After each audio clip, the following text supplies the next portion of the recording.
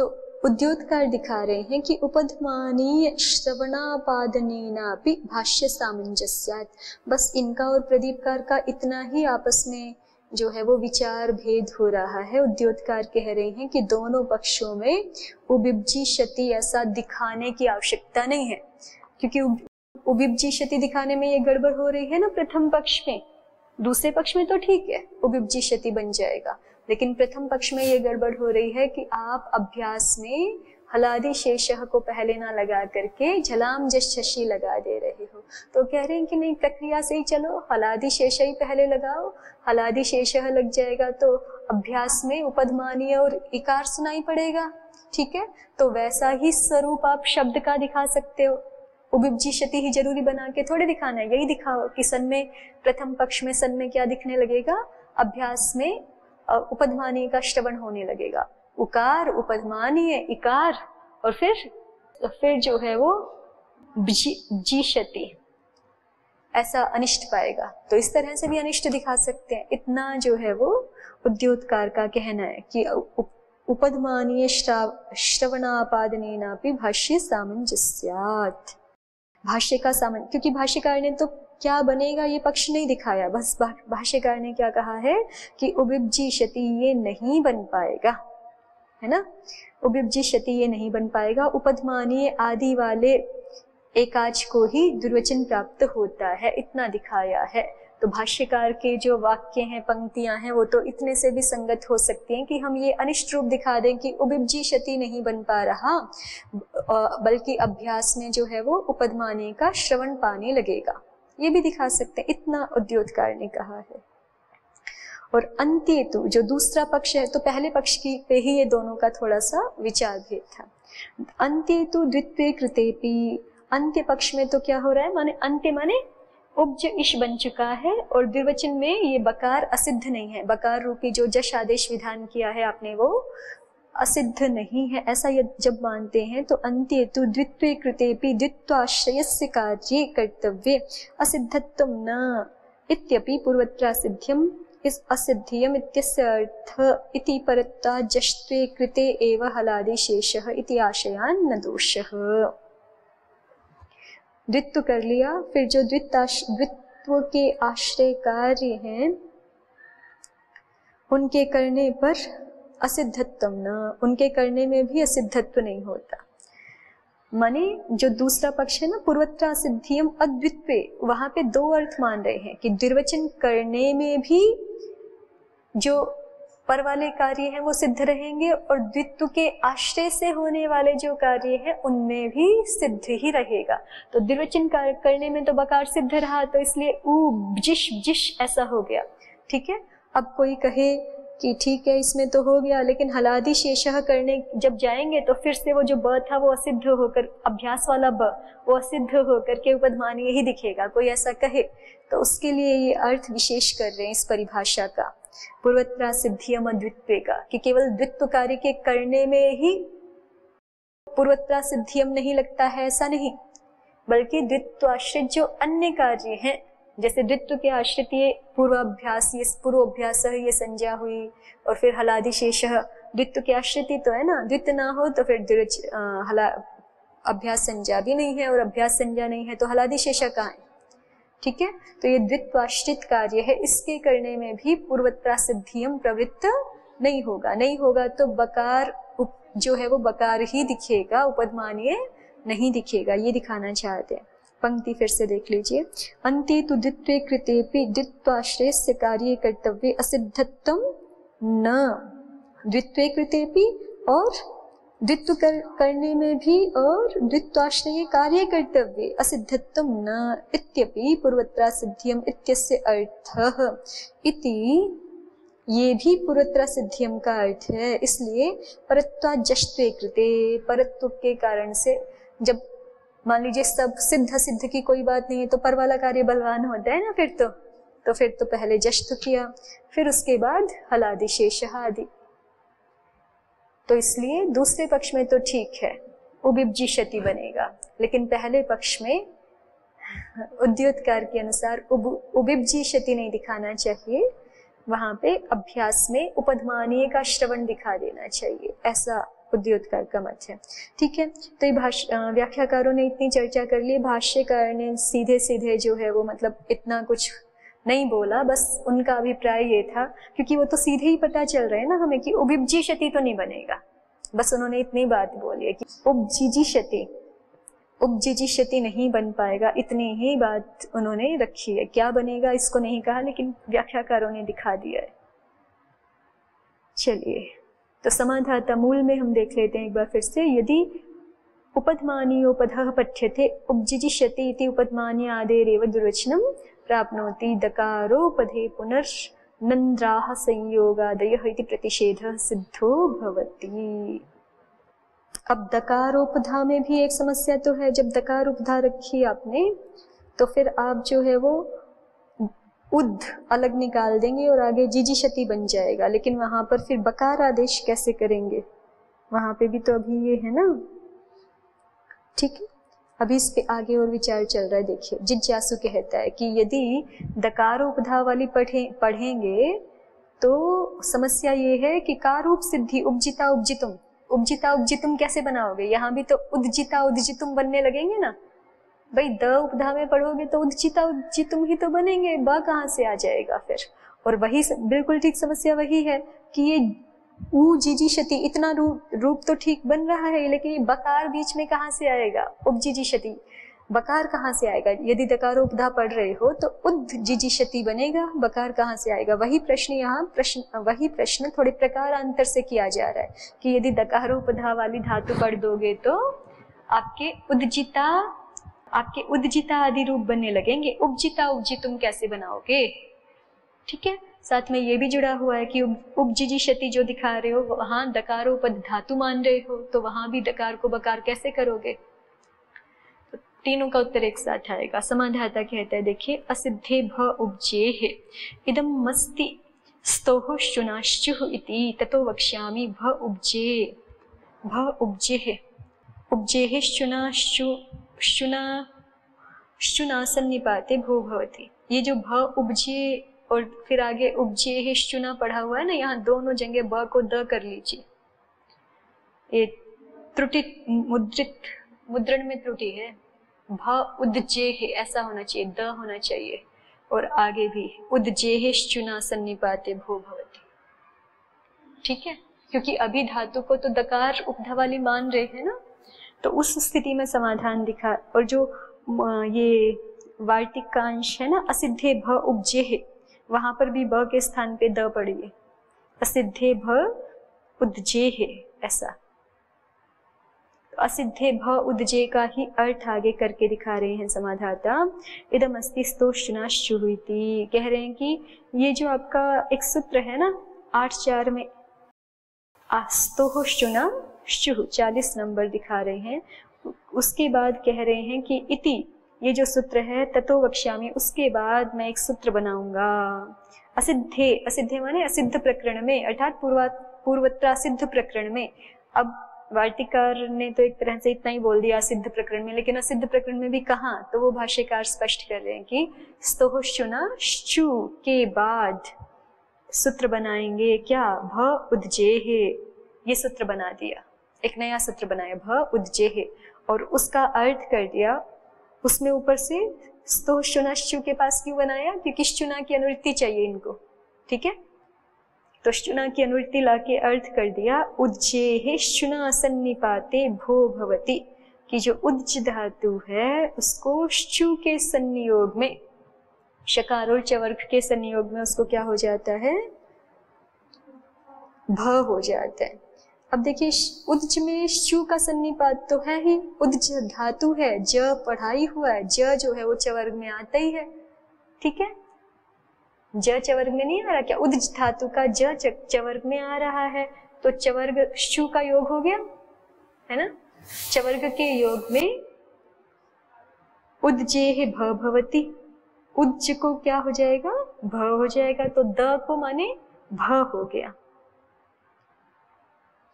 ठीक है, भ हो गया, तो भ जो है आपका झल में आ जाता है, और ज जो है आपका वो वही जश में है, तो झलाम जश झशी लग करके क्या बन गया, उपज बना। उद्च यदि मानते हैं और यदि हम भ उद्जेह इतना बना दें तो फिर क्या बन जाएगा हमारा? उब्ज बन जाएगा, क्योंकि भ तो हो ही गया साक्षात इसी से, और उस भ को ब करा देगा झलाम जश झशी। ठीक, तो इस तरह से यहाँ उपजिता उपजितुम बन जाएगा।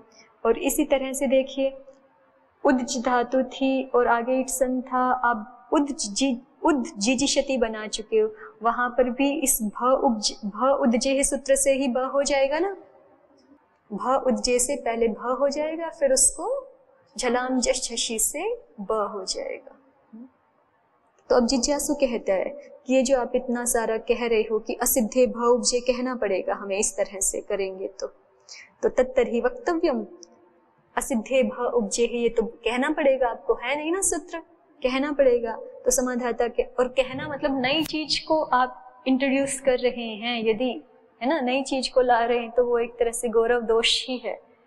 ना कहना पड़े, जो आचार्य ने कहा हुआ है उसी से कार्य सिद्ध हो जाए, वो सबसे अच्छी स्थिति होती है।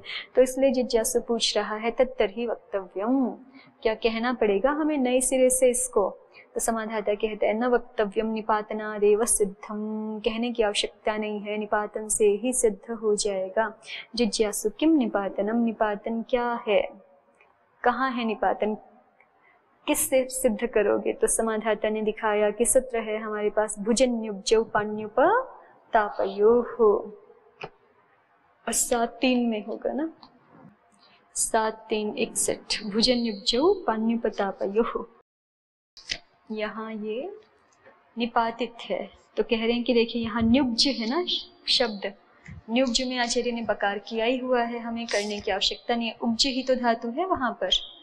भुजन्युब्जौ इत्येतौ शब्दो निपात्येति पाणावुक्तापे च भुज्यते अनेनैति भुजः पाणिः। ठीक है, पाणी को कहने के लिए भुजः शब्द निपातित है, भुज्यते अनेनैति भुजः पाणि। निपातन से क्या किया है? तो कह रहे हैं कि हलश्चेति घय, हलश्च से घय तो सिद्ध है, लेकिन तत्र कुत्वाभावः गुणाभावश्च निपात्यते, कुत्तु पा रहा है, कौन से सूत्र से पाएगा?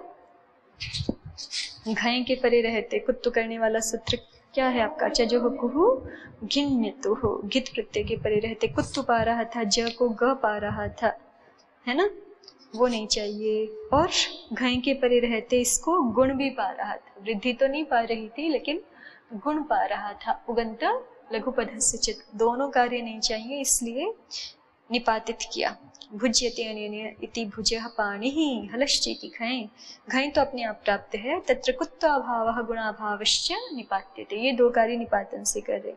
और उपज आर्जवे न्युब्जिताः शेरते अस्मिनिति न्युब्जः उपतापो रोगः, व्यक्ति जो है वो ऐसे सिर करके पड़ा, मतलब लेटा रहता है, जब कोई बीमार होता है ज्यादा तकलीफ होती है तो ऐसे करके पड़े रहते हैं ना, तो न्युब्जाः शेरते, न्युब्जाः माने सर नीचा करके एक तरह से जिसमें सोते रहते हैं, इति न्युब्जः उपतापः रोगः, इसलिए न्युब्ज का अर्थ है उपताप रोग।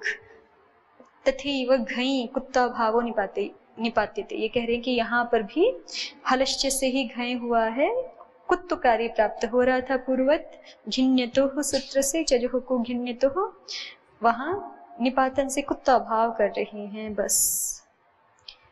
ठीक है, तो यही जिज्ञासु ने इसी को निपातन के रूप में लिया है कि ये धातु, उनके मत में ये धातु तो कैसी है? दकारोपद, लेकिन आचार्य ने निपातन से द को ब कर दिया है। यद्यपि काशिकाकार ने ये बात नहीं कही है यहाँ पे, लेकिन अभी इसको ऐसा ही मान करके यहाँ पे कहा जा रहा है कि धातु तो दकारोपद है, और भुजन्युब्जौ सूत्र में उसका बकार वाला बकार उपधा वाला रूप सुनाई पड़ रहा है, माने कि निपातन से द को ब कर दिया है। और जब निपातन से ही द को ब हो जाता है तो हमें इस प्रक्रिया से जाने की आवश्यकता नहीं है कि हम स्तोश्चनाश्चु के बाद भ उपजे सूत्र बनाएं और असिद्धे भ उपजे बोले, असिद्धे भ उपजे बोले, ये आवश्यकता नहीं है, ऐसा जिज्ञासु ने कहा। नहीं, ऐसा समाधाता ने कहा। जिज्ञासु ने तो पूछा था किम निपातनम, तो समाधाता ने कहा भुजन्युब्जौ पाण्युपतापयोः इति। अब देखिए यदि ये निपातन मान ले तो इसके अनुसार भी हमारे उपजिता, उपजितुम, उपजिजिषति, यहाँ पे डकार उपधा वाली धातु होते हुए भी ड को ब निपातन से ही मान लेंगे ना, तो सिद्ध हो जाएंगे उपजिता आदि रूप भी। तो अनिष्ट कुछ नहीं है, हो जाएगा, सही कार्य सिद्धि हो जाएगी। लेकिन जिज्ञासु कहता है कि इहापि तर्हि प्राप्नोति, यदि इस तरह से चलोगे तो यहाँ भी पाएगा कार निपातन से बकार। अभ्युद्गः समुद्गः, अभ्युद्गः में भी वही है, अभी और उद, अभी और नहीं, अभी पूर्वक उपज धातु मान रहे हैं, वही उद्ज धातु, ठीक है।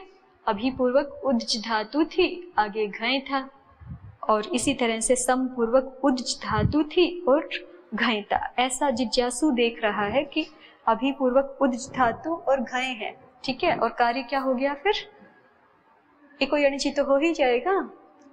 द का द है ही उपधा में, केवल चजोह कुहु घिन्न तो से ज को ग हो गया, और घय का आकार सुनाई पड़ रहा है, तो क्या बन गए अभ्युद्गः समुद्गः।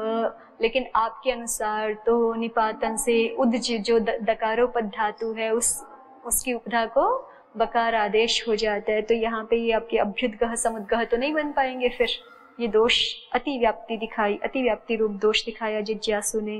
तो समाधाता कहता है कि देखो भैया ऐसा है, अकुत्व विषये तन निपातनम, कि वो जो निपातन है ना भुजन युब्जो पान्युपतापयो, वो निपातन कहाँ होता है, जहाँ उद्ज धातु को कुत्व नहीं होता है। निपातन से कुत्व का भी तो निषेध कर रहे हैं दोनों में, भुज शब्द में भी और निब्ज शब्द में भी।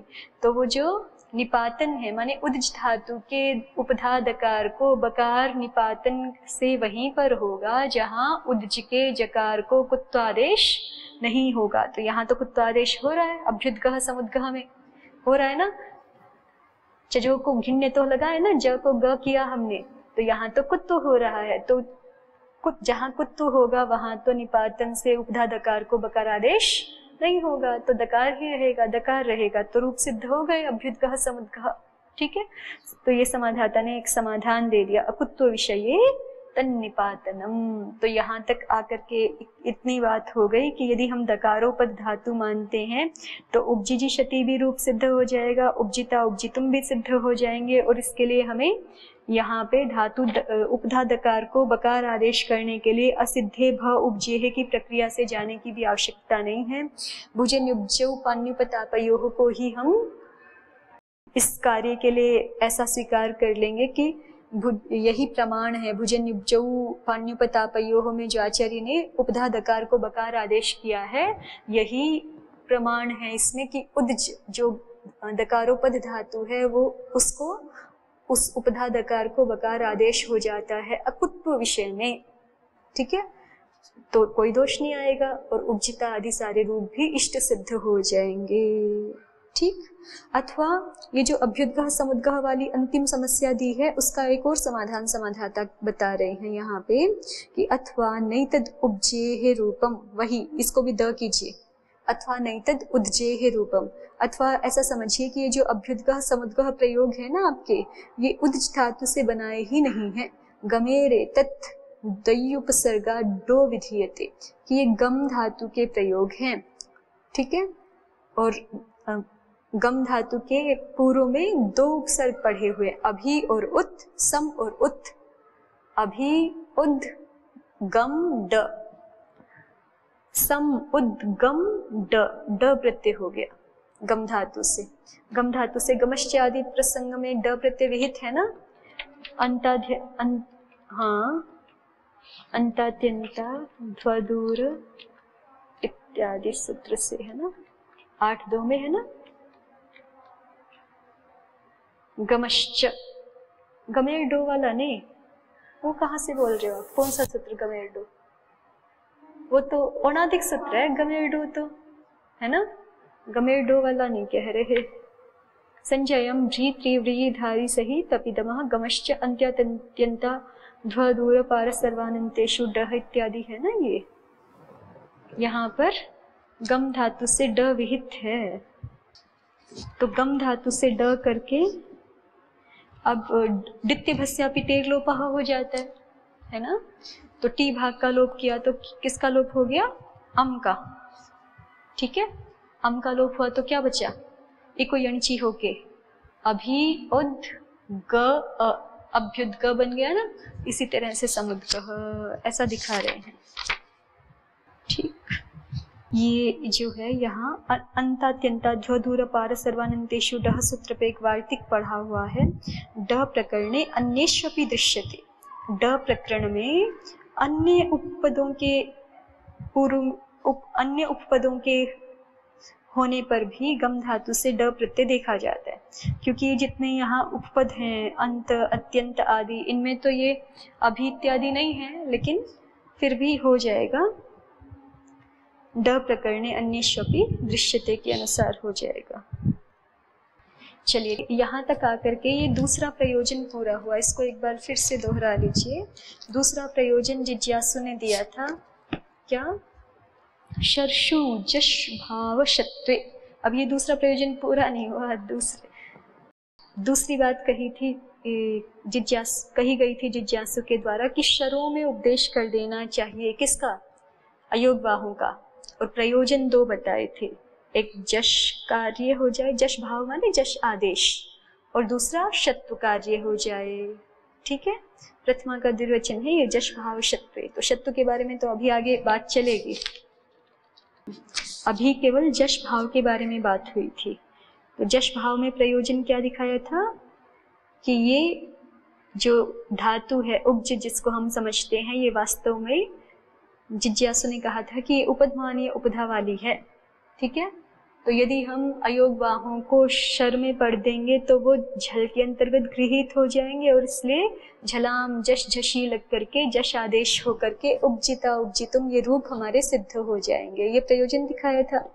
ठीक है, तो समाधाता ने इस पे आक्षेप किया था कि अगर आप जो है वो उपधमानीय उपध धातु मानेंगे तो आपका उपजिजी शति में समस्या आएगी, उपजिजी शति रूप नहीं बन पाएगा, वहां उपधमानीय आदि वाले को ही दुर्वचन प्राप्त होगा। ये दोष दिखाया था समाधाता ने, और इसलिए समाधाता ने कहा था कि इसको आप जो है वो उपधमानीय उपधा वाली धातु मत मानो, इसको दकारोपद वाली धातु मानो। ठीक है, दकारोपद वाली धातु मानोगे तो उपजिजी शति रूप आपका ठीक हो जाएगा। तो इसका मतलब यहाँ आकर के समाधाता ने जश प्रयोजन का खंडन कर दिया, क्योंकि उन्होंने कहा कि दकारोपद धातु मानो, और आगे तक अभी हम देख के आए कि दकारोपद धातु मान के ही सारे रूप सिद्ध करके दिखा दिए, उपजिता उपजितुम उपजिजी शति, कोई दोष नहीं आता है ना। तो इसका मतलब दकारोपद धातु रखवा रहे हैं, और दकारोपद रखवा रहे हैं तो उसको तो जश आदेश करना नहीं है। तो जो जिज्ञासु ने ये कहा था कि शरों में उपदेश करो, जश आदेश करना प्रयोजन है, वो खंडित हो गया, प्रत्याख्यात। ठीक है, स्पष्ट। चलिए अब आगे शत्व की बात करते हैं। शत्वम च प्रयोजनम शर्पिषु धनुषु शर्व्यवाय इति शत्वम सिद्धम भवति, नुम विसर्जनीय शर्व्यवायोपि इति विसर्जनीय ग्रहणम न कर्तव्यम भवति। जिज्ञासु एक प्रयोजन दे रहा है शत्व, कह रहे हैं कि शर्पिषु धनुषु, ये जो हम सप्तमी बहुवचन में प्रयोग बनाते हैं ना, आपके पास सर्पिश शब्द है, धनुष शब्द है, आगे सुप सप्तमी बहुवचन ये है, वहां पे कह रहे हैं कि शर्व्यवाय इति शत्वम सिद्धम भवति। जब हम इनको शरों में पढ़ेंगे ना अयोगवाहों को, तो शर्व्यवाय में विहित जो मूर्धन्य आदेश है, सुप का जो दंत्य सकार था ना, उसको मूर्धन्य करना है। तो कह रहे हैं कि शर का व्यवधान होने पर भी मूर्धन्य हो जाता है, ऐसा कहा हुआ है। तो जब शर में ये विसर्ग भी आ जाएगा तो फिर यहाँ मूर्धन्य आदेश सिद्ध हो जाएगा। देखिए आदेश प्रत्यय हो से तो सीधे सीधे कर नहीं सकते ना, पहले प्रक्रिया देखिए। वैसे तो सर्पिस है प्रत्यय की दृष्टि से देखा जाए तो, है ना, औणादिक शब्द है। सर्पिस अंत में पहले दंत्य सकार है, क्योंकि इसुन प्रत्यय है, या उस कोई और धनुष में जो है जो भी प्रत्यय होगा, लेकिन अंत में स है। ठीक है, तो लेकिन उस स को फिर आदेश प्रत्यय लग करके, क्योंकि दोनों में इकार उकार से परे है, तो आदेश प्रत्यय लग करके उसको मूर्धन्य भी हो चुका है। ऐसी स्थिति है अभी। तो सर्पिश और आगे सुप, इस स्थिति में अब आप जो है ये जो मूर्धन्य किया है आपने आदेश प्रत्ययों से, ये मूर्धन्य असिद्ध हो जाएगा विसर्ग के करने में, विसर्ग कार्य के करने में। विसर्ग किससे करते हो आप? सामान्य रूप से विसर्ग जो है हम सुप को परे यदि नहीं देख रहे हैं तो फिर खरवसानयोर विसर्जनीय होता है, और खरवसानयोर विसर्जनीय की संख्या है, अष्टधैर्य खोल के रखिए क्योंकि ये पूर्वोत्तरा सिद्ध प्रकरण है। खरवसानयोर विसर्जनीय तो रू को करेगा, है ना, तो ससजुषो रूहु पहले देखना है। ससजुषो रू की संख्या है हमारी, सूत्र संख्या क्या है ससजुषो रूह की?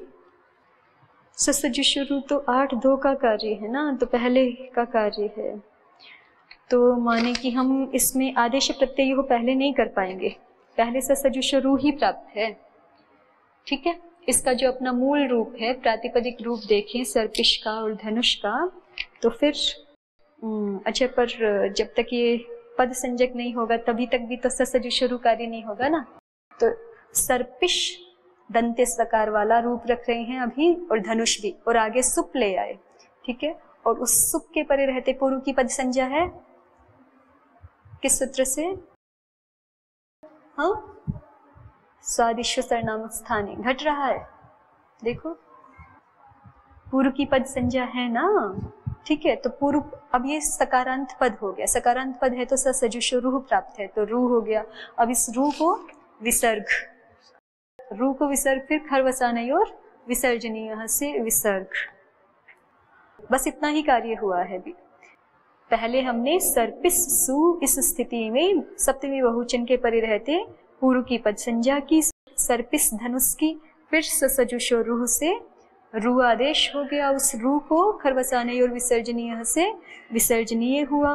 अब ये कह रहे हैं कि हमें यहाँ पर आदेश प्रत्यय करना है, सप्तमी बहुवचन जो सु है उसको मूर्धन्य आदेश करना है, तो वो नहीं हो पा रहा। क्यों नहीं हो पा रहा? क्योंकि इणकोह की अनुवृत्ति है उसमें, और इणकोह जो है वो पंचमी है,